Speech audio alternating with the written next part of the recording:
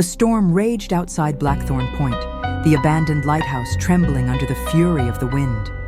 I, Eleanor, stood frozen in the lantern room, my heart pounding like a drum in my chest. The cracked glass windows rattled, letting in gusts of icy air that made my skin prickle. My flashlight lay on the floor, its beam flickering weakly, casting jagged shadows across the weathered wooden walls. The central lantern above swayed, its faint glow barely illuminating the circular chamber. I could still hear the whispers, those haunting, ghostly whispers that had called my name just moments ago. I'd seen her. Abigail. Her white dress stained with blood, her eyes so sad they pierced my soul. But now she was gone, vanished into the shadows, leaving me alone with the storm. My breath came in short, ragged gasps as I tried to make sense of it all. Was I losing my mind? Or was this place truly haunted? I bent down, my hands trembling, and picked up the flashlight. The cold metal felt heavy in my grip, but I forced myself to stand, sweeping the beam around the room. The light caught the peeling paint, the rusted metal of the lantern, and the broken windows, but there was no sign of her.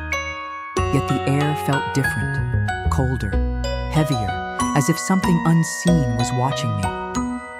I stepped toward one of the windows, my flashlight beam cutting through the darkness outside. The ocean churned below, waves crashing against the cliffs with a ferocity that made my stomach lurch. The wind howled louder, and then I heard it again. A whisper, clearer this time, cutting through the storm like a knife. "Eleanor, help me!" The voice was unmistakable, a plaintive whisper that sent a shiver down my spine. I spun around, my flashlight beam trembling in my hand. "Who's there?" I shouted, my voice cracking with fear. "Show yourself! I'm not afraid of you!" The camera zoomed in on the broken window, the glass reflecting my terrified face, my gray hair disheveled, my eyes wide with fear. For a brief moment, a shadowy figure appeared in the reflection. Abigail, her white dress billowing as if caught in an invisible wind, her blood-stained chest glowing faintly in the dim light. I gasped, spinning around, but the lantern room was empty. The whisper faded, leaving only the sound of the storm. My heart pounded. I knew I'd seen her. I knew I'd heard her. But what did she want? And why me? I stood there, my flashlight beam trembling, my mind racing. I couldn't leave. Not yet. The answers I sought were here, hidden in the shadows of Blackthorn Point. I swept the beam around the lantern room again, searching for anything that might explain what I'd seen. That's when I noticed it. A small wooden box in the corner, its surface covered in dust and cobwebs. It was old, its edges worn, a faint carving of a lighthouse etched into the lid. I knelt down, brushing the dust away with my sleeve, my curiosity overcoming my fear. The hinges creaked as I lifted the lid, the sound echoing in the silence of the room. Inside, I found a yellowed letter, a silver necklace with a red gemstone, and a torn piece of fabric, stained with dried blood. My breath caught in my throat. This had to be hers, Abigail's. I unfolded the letter, my hands shaking, the paper brittle under my fingers. The ink was faded, but still legible. I held my flashlight closer, reading the words aloud, my voice echoing in the empty room. "To my dearest Abigail," I read, my voice trembling. "I'm sorry I couldn't save you that night. The storm took you from me, and the lighthouse became your tomb. I'll never forgive myself. James, 1892. The words hit me like a wave, painting a tragic picture. A storm, a loss, a guilt that had lingered for over a century. Who was James? And what had happened to Abigail that fateful night? I set the letter down and picked up the necklace, its red gemstone glinting in the faint light of the central lantern. The gem seemed to pulse, almost as if it were alive, and the air grew colder. I shivered, my fingers tracing the delicate chain. Suddenly, a whisper cut through. The silence, louder and more desperate than before. James, why did you leave me? The voice was unmistakable, filled with sorrow. I gasped, my heart pounding, and turned around. There she was, Abigail, standing in the center of the lantern room. Her white dress billowed as if caught in an invisible wind, the blood on her chest a stark contrast against the pale fabric.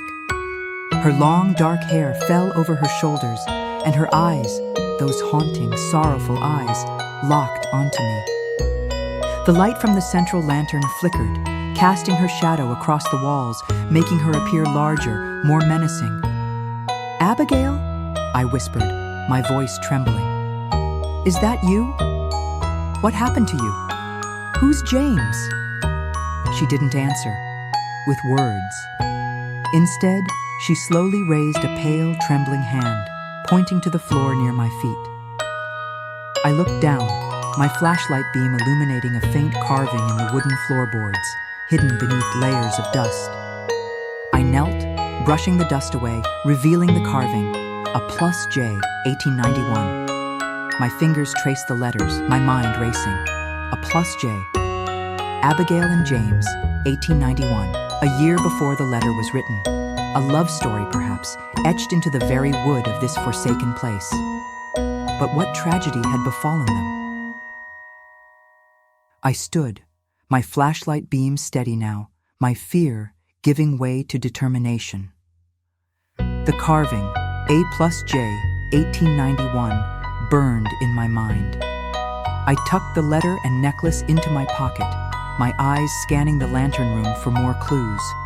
The storm outside raged on, lightning flashing through the windows, illuminating the cracked glass and the peeling paint. That's when I noticed a narrow staircase leading down from the lantern room, its steps even more worn than the ones I'd climbed earlier. I hesitated, my heart pounding, but I knew I had to go deeper. If I was going to help Abigail, I needed to know more.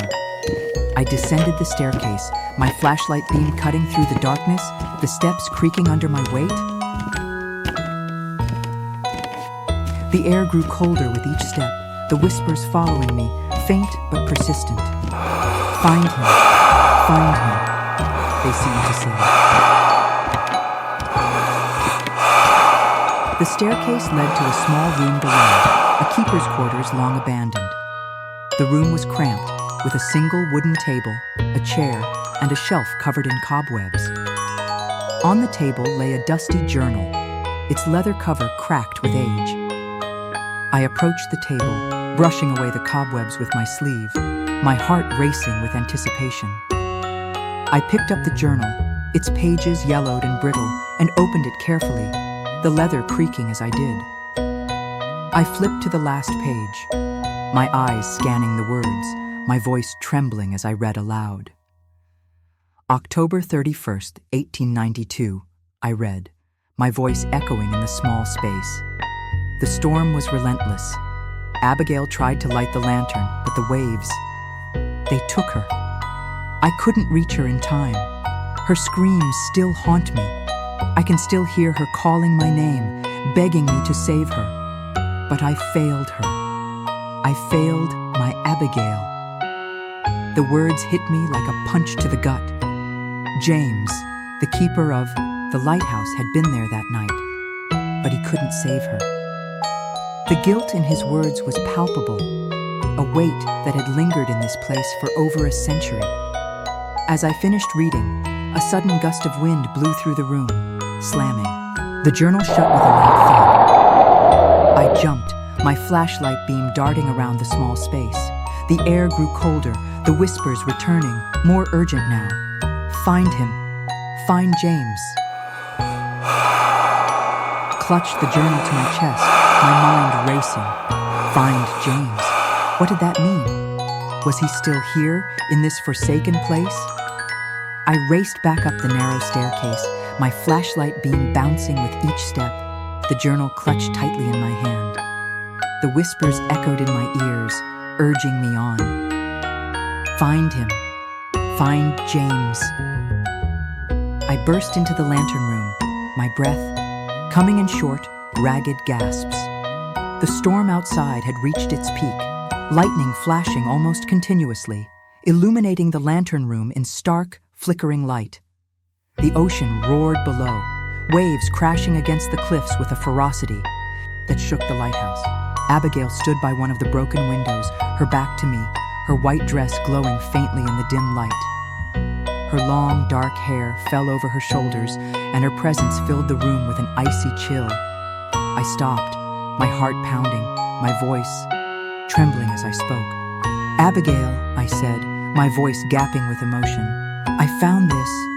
James wrote it. He said the storm took you. What happened that night? Where is he now? I want to help you, but I need to understand. Abigail turned slowly, her movements ethereal, almost as if she were floating.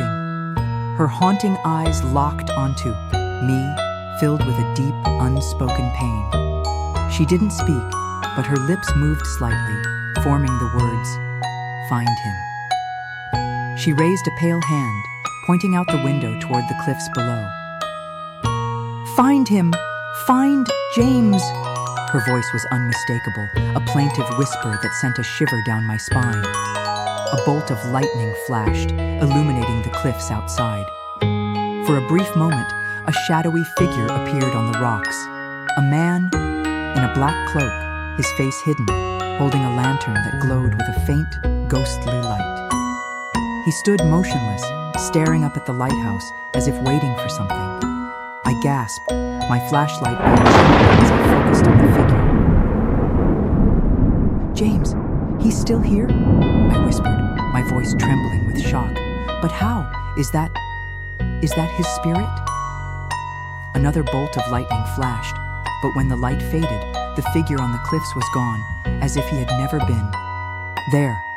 I blinked, my mind racing, my hands clutching the journal tightly.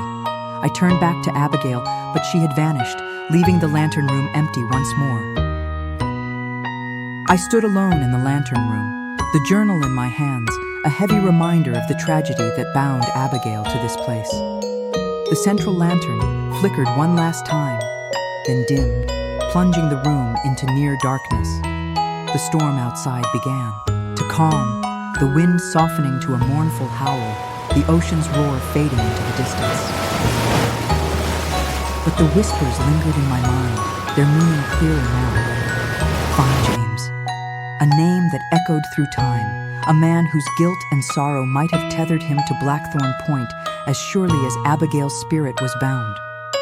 I looked out the window, my eyes searching the cliffs where I'd seen the shadowy figure. Who was he? And why did his ghostly figure linger, watching, waiting? I reached into my pocket, pulling out the silver necklace with the red gemstone. Its soft glow was a stark contrast to the terror I felt. As I held it, I noticed something, a tiny scrap of paper tucked into the chain. I unfolded it with trembling fingers, my breath catching as I read the words, written in a shaky, faded hand. He lied to me. I stared at the note, my mind racing. Who had lied to Abigail? Her father? James? Someone else entirely? I knew I was being drawn into something I couldn't escape.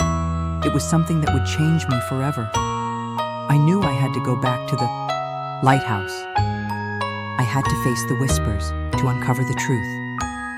The camera panned out, showing the lighthouse standing alone against the moonlit sky, its lantern room glinting like a beacon in the distance.